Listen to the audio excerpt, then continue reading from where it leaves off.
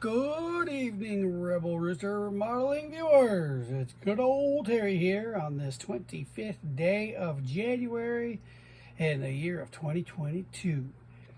Gonna go ahead and get the kickoff on the next video, which is the first in the series of advanced airbrushing. We're gonna launch into this by building this 1/48 Hobby Boss BF109 F4. Kind of reminds me of my high school report cards, 4S. Never mind that. Anyway, let's open this up and I'll walk you through the process of myself building a model. I'm not going to show you everything, but just maybe some of that stuff that might interest you.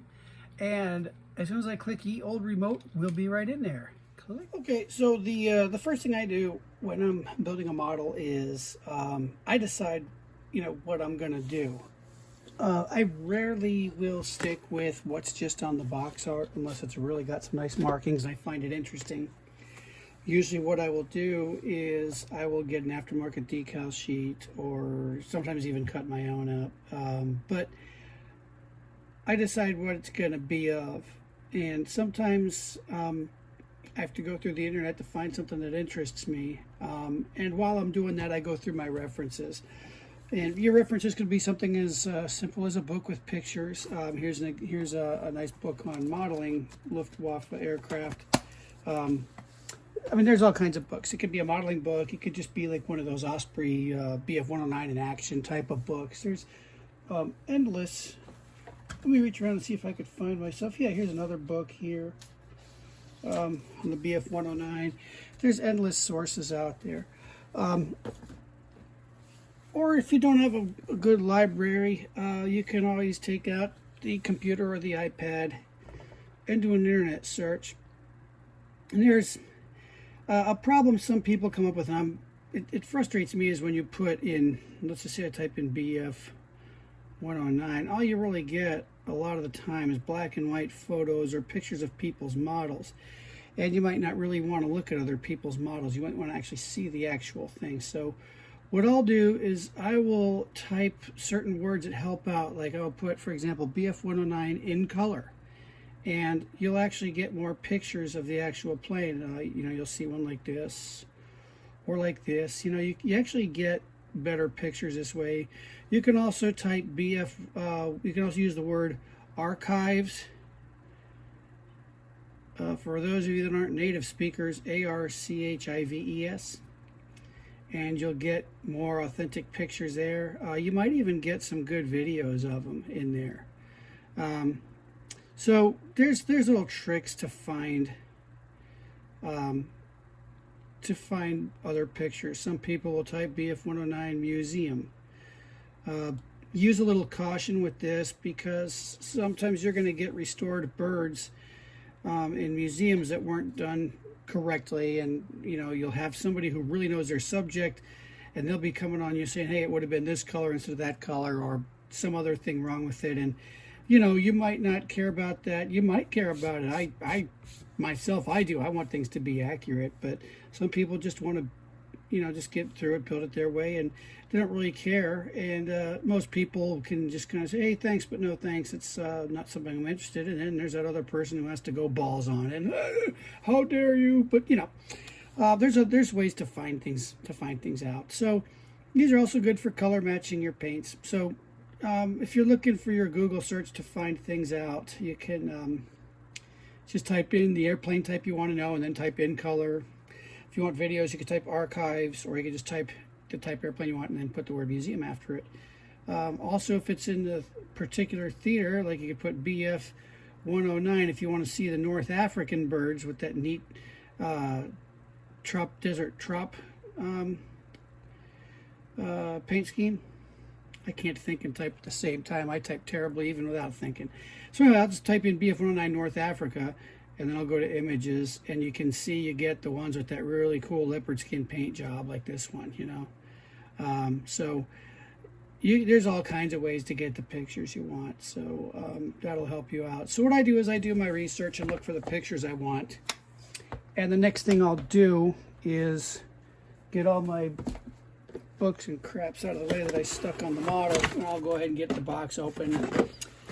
And I'll just get rid of the superfluous crap like these. I'll close the box up again. And I'll take the instructions out. And I'll give them a look over to kind of see. For example, if I see a cockpit that doesn't have a lot of pieces like this, I'd make notes if I want to have more things. I'll draw in, for example, let's say I wanted the floor to be more interesting. I would type something down here. I'd type like plumbing, for example, and then I'd put the arrow there. Then I know later on I want to get some lead, some soldering lead or something like that to make the tubes and all that stuff. But, you know, this one's more about painting, so I'm not going to get too far into that. But it is a nice, you know, like I told you in the other video, it's kind of a nice kit, so I'm probably going to put some good effort into this one. But, you know, look through the instructions, look for some places you might want to see a little more detail, those kinds of things. Like here, for example, I would put, to remind myself right here, cannon blast. I'm going to want to have some stains. I'm going to want to have some stains where the guns have been shooting. So I just made a note to myself there to remember to paint it that way. Also, you might want to look for certain things that you're going to want to paint first. What I'll usually do is paint things by color, like everything that's going to be RLM 66 dark gray, I'm going to paint right away first, so I don't have to keep taking it out every step. If it comes up, you know, 8 steps later, and I'm like, great, I got to take this out again, you know. So look for parts that are going to all be the same colors and paint them ahead of time. Other little things I'll put, like here, for example, let's just say I want to have some mud splatter here. I'll just type in mud splat, and I'll point my arrow down here because, you know, sometimes they operate off the, it rained a lot in Europe, it still does, but so I'll just remind myself when I get to this point, or in the painting point, I'm going to want to go ahead and make those marks on there, you know. So that's the next thing I do. Then I get started with the assembly, and now I've been doing this a long time, so it's not uncommon for me to stray from the instructions. So sometimes you're going to see, generally they're going to have you do the cockpit first, and then they'll have you do your engine, then they'll have you put the fuselage halves together, then they'll have you do the wings. What I'll do right away is I see simple stuff like wing assemblies right here. I go ahead and I do that first. Get that out of the way. That's easy. And after I've done a little bit of that stuff, then I go after the painful parts that I really hate doing later when I'm like 90% done with a model. I'll do the canopies. Because I'll just tell you something that just sucks the life out of the fun is getting a model. You've got the fuselage and wings together, you've got all that painted, you've got the decals on, and now you got to do the canopy.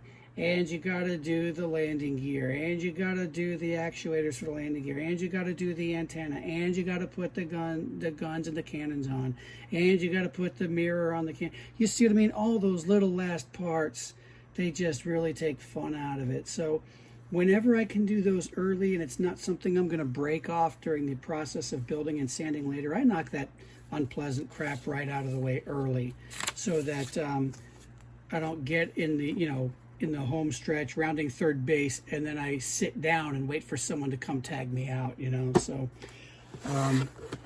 but you know, if you haven't been doing this long, just follow the instructions in the order they give it to you, you know. And another thing is, it's not a bad idea if it's a model that's, you know, more difficult than this one. I mean, this is pretty easy, but some of the Tamiya kits, Hasegawa kits, even the trumpeters, they get pretty complicated and detailed. Don't be afraid to go in one of those modeling groups and ask them, hey guys, I'm about to build this thing. Is there anything I should know about beforehand? And people love to help you out and tell you things to look out for, you know. So don't be afraid to do that. So let me get the camera repositioned for a better spot, and we'll get started on this. Okay, now some of the stuff I'm going to show you is probably really kind of, I don't know, elementary and simplistic. I don't want you to think I'm, you know, talking down to you or like you're stupid or anything, but some little things that, you know, sometimes the obvious overlooks. Something as simple as opening the bag. Some guys like to rip them open. Some get a scissors or whatever. I just like to take a knife and cut it like this. It's nice, it's clean. I can put things back in there, then when I'm done, I just fold it over and stick a piece of tape and it stays in there. But just anything that makes it clean and easy, because it's so easy to lose parts when you're building a model. It's just ridiculous. So I'm going to go ahead and open these up and start assembling things that I can do now.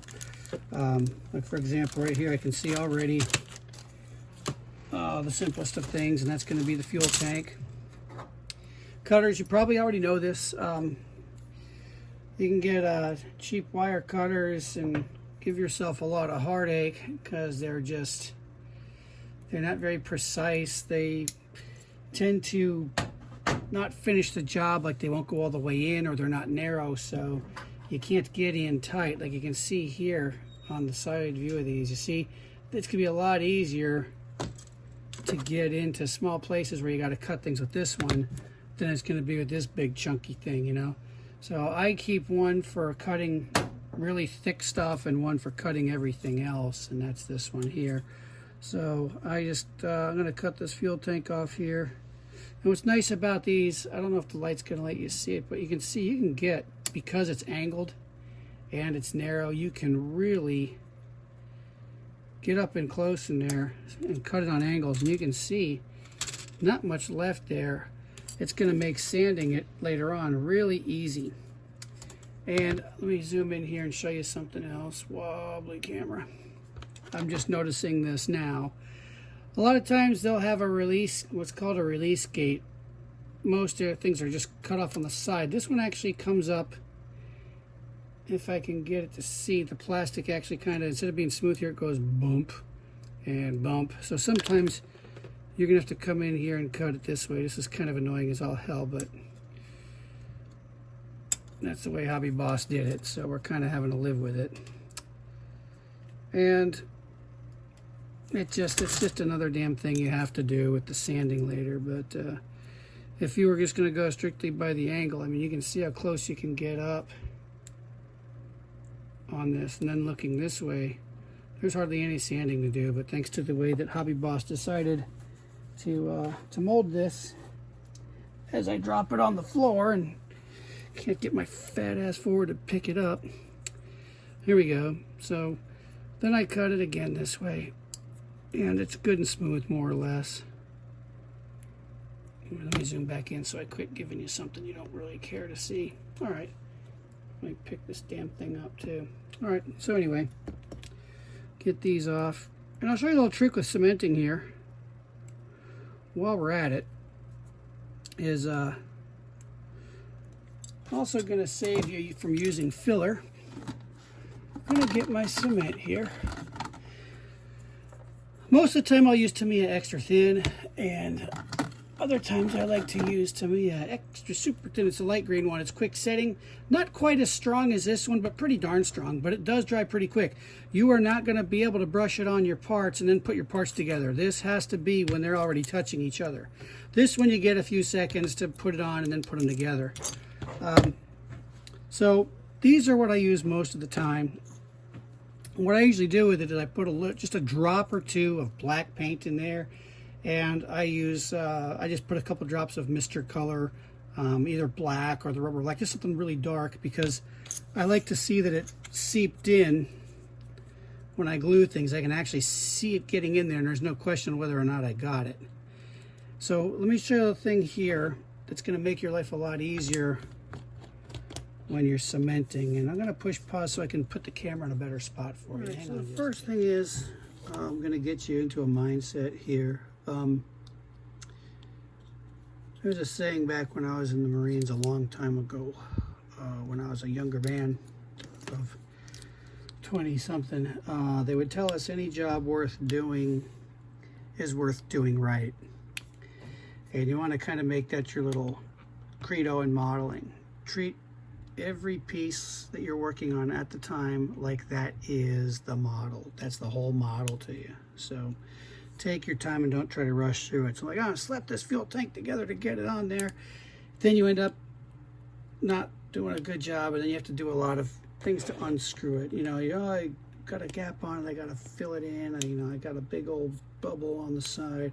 So just take your time to do everything right. And what I'm going to do is just a little bit at a time, and this is a little hobby bossism. You can see they don't have a straight seam on this thing. This kind of curves up instead of going straight across like most fuel tanks do when they're manufactured. And I really don't know why they did that. There might be a reason that I don't know, but it doesn't bother me any. It just kind of makes it kind of wonky for when you put it together, because if you put the front together, the back does this. Put the back together, the front does that. But never fear, because good old Terry is here to show you how to make that problem go away. Sometimes I'm going to use this super fast dry extra thin, because this is just a hair thinner than the regular extra thin, and I want to get this in there pretty quick, but I don't want to have a mark on the outside. So get them touching each other, and then just barely get it somewhere no one's going to notice. Like here, I'm going to start it on the back, and then I'm just going to do this a little bit at a time. I'm going to go up to about there, and I'm just going to count to 30. I'm going to count a little quicker than normal here, because this is the fast glue. I'm going to turn it over, do the same thing on the other side. But now I'm going to do it from here, because it's already crept around over here, and I'm just going to hold it like this, a little bit at a time. And you'll note I'm pushing really hard here. You're going to see it better on the other side. You can see a little bubble line, almost like a weld line coming along here. And it looks like crap now, but you're going to like this, because when you go to sand this thing smooth, you're not going to have anything to put filler in. You're not going to have to put any filling putty in there.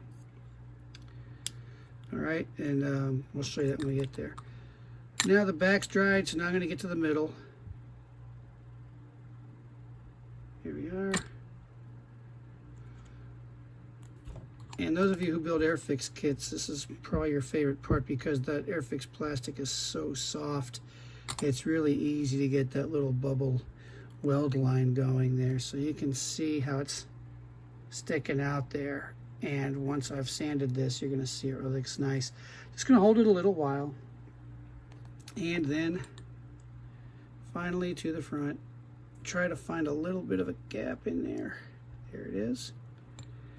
And then squeeze it. Now be careful, this is super thin glue. This is going to go everywhere, and it's really easy to get under your fingers, especially if it creeps up in these lines here. You're going to find you pull your finger away, and you're going to have a big old fingerprint there.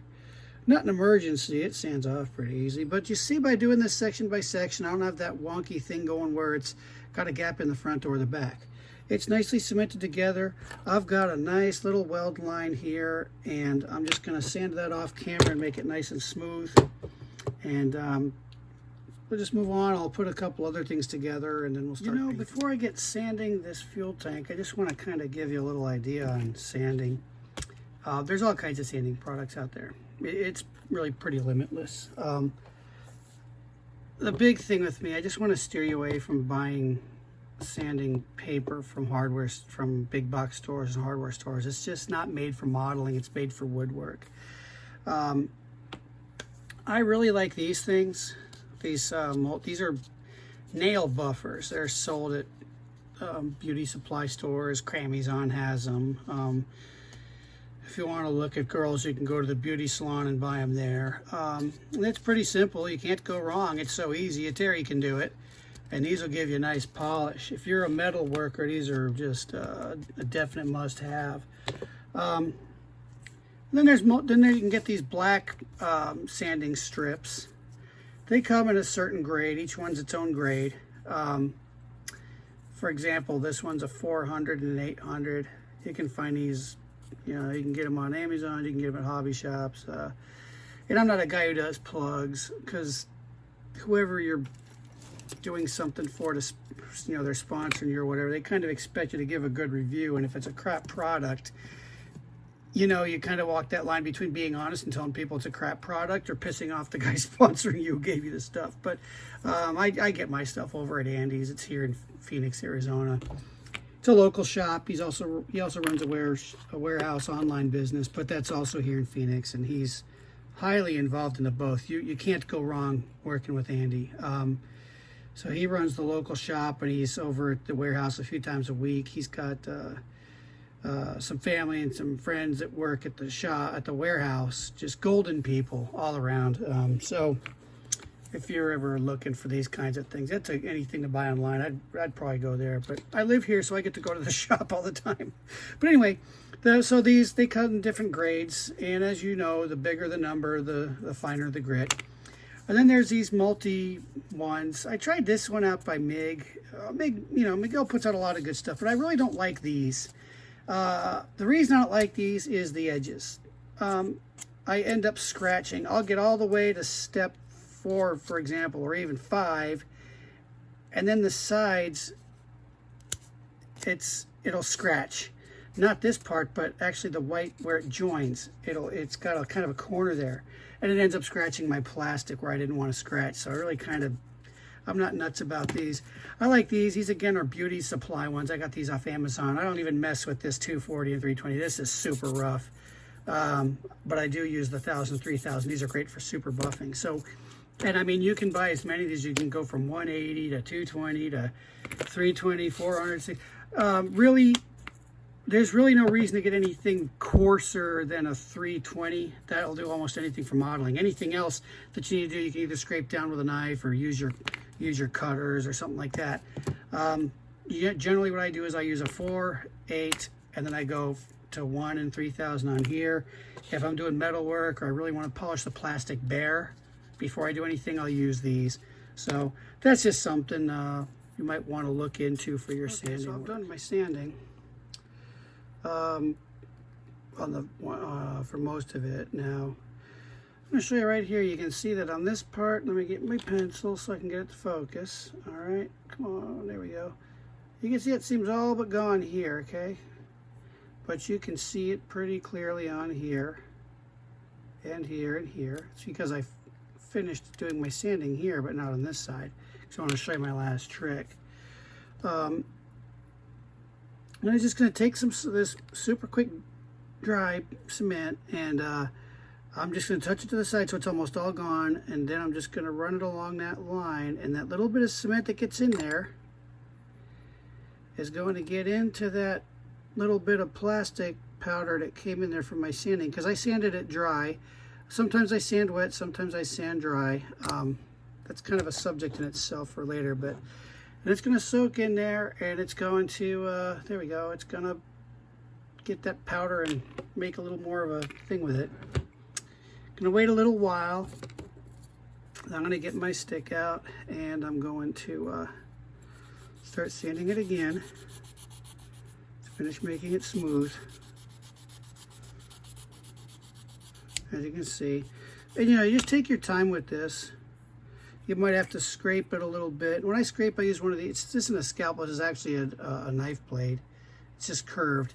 And I like to use these over the straight edges. I mean, if I put the two near each other, you can see obviously why this, with the curved surface, isn't going to tear your plastic up because it hasn't got as much touching as the other. So you're actually going to have an easier time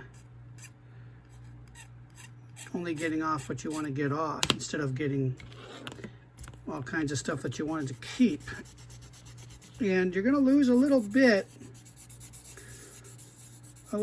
of this seaming, and I'll show you how to fix that and get that in there. The thing is, just take your time with it. You know, remember what I told you about just making this part that you're working on the entire model. It's kind of like, you know, someone talking to you, someone you care about. You know, if your wife's talking to you, your girlfriend, whoever it is, your loved one that's talking to you, that's the only person in the whole wide world at that moment. And that's how you want to kind of treat your model parts. So that's about done there. Seam's gone there. So worked on that fuel tank. This took me about, it was a little while. It took me about 10 minutes to get this. I just got the other side to go. And then what I'm going to do is I'm just going to get a little razor saw, and you can buy these in sets. I can't remember who makes them, but I buy them, and I like, this is my favorite one shaped like a teardrop. And then what you can just do is, if you've got a good hand, you can just do it straight. Otherwise you can use tape to mark it. It's just run it through like that, and that'll put your seam back. And then when you're done, just get the littlest bit of this thin cement, run it over there. You don't even need to do anything after that. That just takes care of it right away. Come on, focus roll, Terry, will you? Where's my pencil? My pencil rescues me all the time when I want to focus. So you see it's right there done. So anyway, I'm going to finish this. I don't want to bore you with this construction portion. We'll get to the painting shortly. Okay, so I got most of the parts cut off to start the cockpit assembly here. Now what we're going to do with this is we're going to go ahead and make this a cockpit that we can have some chipping in.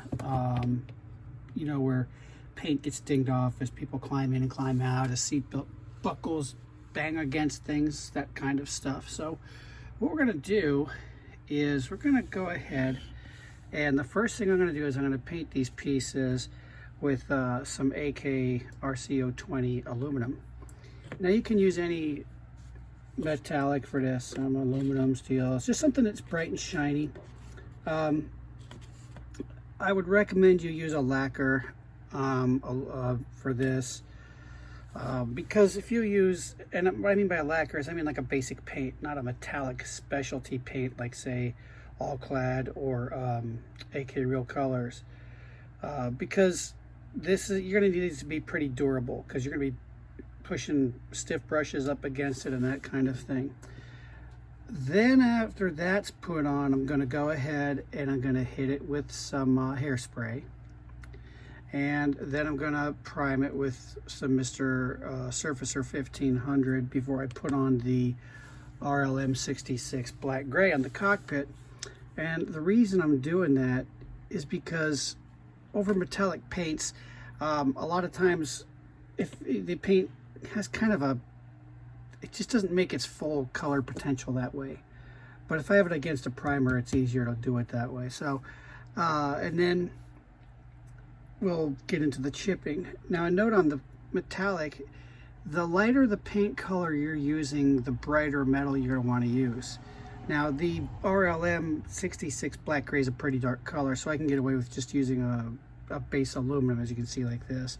But if it's going to be a color, say like a Japanese green, or I shouldn't say green, a gray green, you know, some lighter color, I'm going to want to use a super bright, super shiny silverish color so it sticks out more. You might even want to use Tester's Chrome or something like that. I mean, it's not going to matter, because you're not trying to duplicate metal. You just want a metallic color, like a silver color, to shine through the paint that's broken up. So I'm going to do this part here. It's very basic. It's pretty much what you know how to do. I'm just going to paint the metallic on and then put the primer on, assemble the cockpit, hairspray it, and then we'll get into the final coat to show you the tonal variance and then the chipping.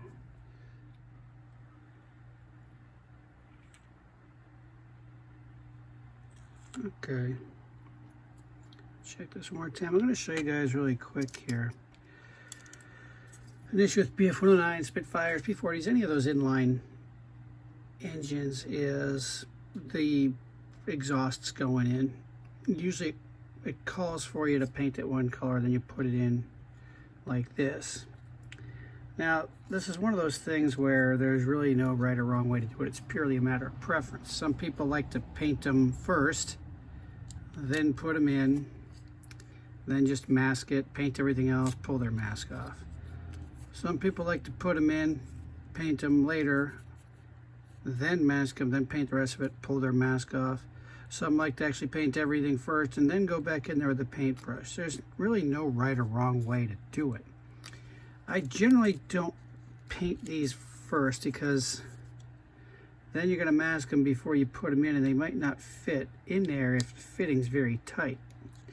So what I'm going to do is go ahead and put them in here now, and then I'm not sure if I'll hand brush them later or mask them off and paint them. But what I want to show you here is this is a good place to really make sure you go with a good strong cement and get a good bond here.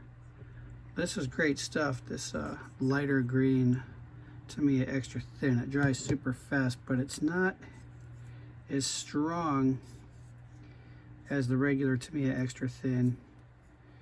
And it's not a big deal on this one because you got the shroud to kind of, the exhaust covering shroud. But when you got something like a P40 or a Spitfire and those are sticking out by themselves, then you're pushing on it to put the model together. You're going to push them right out of their place, and then you're going to hear the rattle of despair as you move your fuselage down and you hear your exhaust falling back there. So it's a good idea to make sure you use a really good cement when you're putting these together here.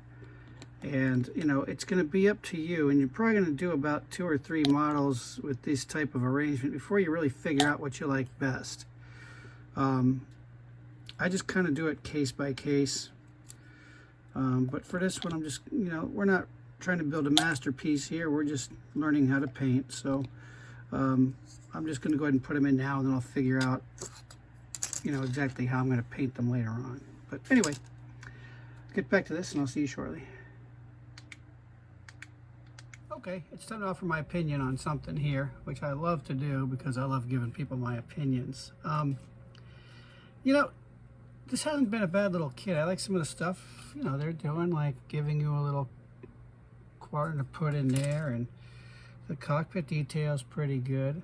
What I'm not crazy about is they're giving you these tiny, tiny holes where you're putting this stuff together, so the parts don't have enough grab at these joints. But you know, yeah, it's one of the little things you work around. But the reason I put the camera back on myself here is I didn't bother to address, I shouldn't say didn't bother to, I didn't remember to address the issue of paint. You know, do you want to paint parts when they're on the sprue or when they're off?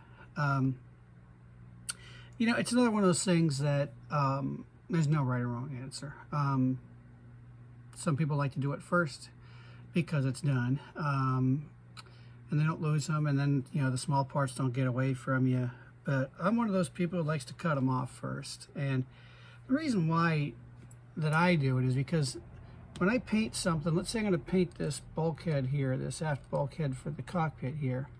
I paint it on the sprue now, and then I go and I cut it off later, right here, for example. Now in that top area, I'm going to have gray plastic, stock gray plastic showing. So now I got to take the airbrush out, mask off a small area, and paint it again. Dirty the airbrush again, clean it again. End up wasting paint because you mix more than you use. Or I can touch it up with a tiny brush or toothpick, something small, and paint right out of the jar, in which case it looks way too thick, and it just doesn't look right. So it's a little bit of a pain in the butt to kind of have to put these things on, you know, tweezers or toothpicks with sticky tack on the back, or whatever your method of, you know, alligator clips, whatever your method of securing is. But in the end, it really, to me anyway, it's worth it to just take them off and paint them.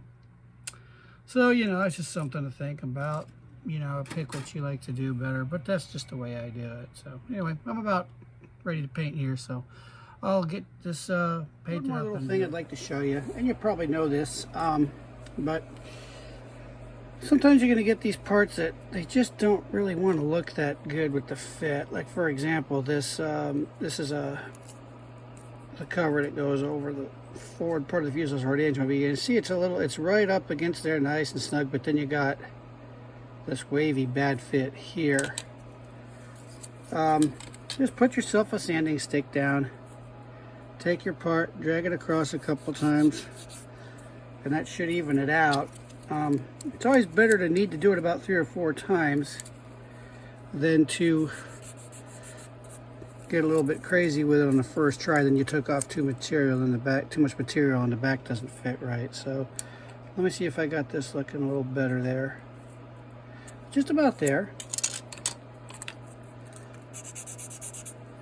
And then because I put a little ridge there, I'm going to kind of get the edges here. There we are. And let's see if that's any better. All right, let's see what we got there. not perfect, but noticeably better. And when I put the cement in there, that's going to help it out. So let me just kind of zoom out a little bit here as I shake the camera to death. But again, I'm going to use my cement with the black dye in it. The black dye is just a drop of lacquer black. And I like to kind of go against the corner when I'm gluing it. And that's because I don't end up with a big spot in the middle of it. And you can see it's seeping in there. The color's giving it away. You can see the black in there. And I'm just going to let that sit a little bit, and I'll give it a little fine touch-up sanding later on. But anyway, I've got all these cut up and ready to go, and the pre-assembly's done. I'm going to cut the video off here because I'm probably pushing the limits of your attention spans. So I'll wrap this up, and then we'll get started on the painting videos. Thanks for watching. Talk to you later. You're probably saying, you know, good old Terry, what's up with the pump fake? They said this was going to be a painting video, and you didn't do any painting on it. Yeah, I don't want to make this too long. I mean, those videos that drag on much more than 30 minutes kind of tend to drag on, you fall asleep or you lose interest in it. So but this one mainly, it still does just some good. It kind of shows you some of the tips to make your painting easier later on, instead of learning the hard way later on. Give you a couple options. For example, the exhausts, if you want to stick those on or stick them not on now or on later, whether you want to paint on the sprues or not, those kinds of things. And kind of how to, you know, a good little thing on cementing so you don't have to sand down splotches where your cement is sticking out later on. So anyway, I'm going to go ahead and clean up my mess here and get ready to start the painting. I promise on all promises that we're going to start painting right away on the next one. So anyway, I'll get this put together, and right behind it you should see the first of the painting ones. Thanks for tuning in. I'll see you again shortly.